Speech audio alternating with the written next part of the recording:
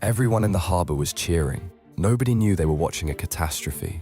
On August 10th, 1628, the Swedish warship Vasa set sail from Stockholm on its very first voyage. It was the most expensive ship the kingdom had ever built. King Gustav II Adolf had personally designed it. It was supposed to be a symbol of Swedish power. It sank 1,300 meters from the dock.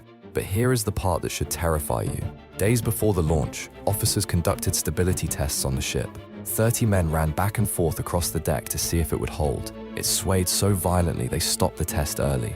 The officer in charge never reported the results, because nobody in the chain of command wanted to be the one to tell the king his ship was going to fail. So they said nothing. The formal inquiry that followed found nobody responsible. The only real candidates were a dead admiral and a living king.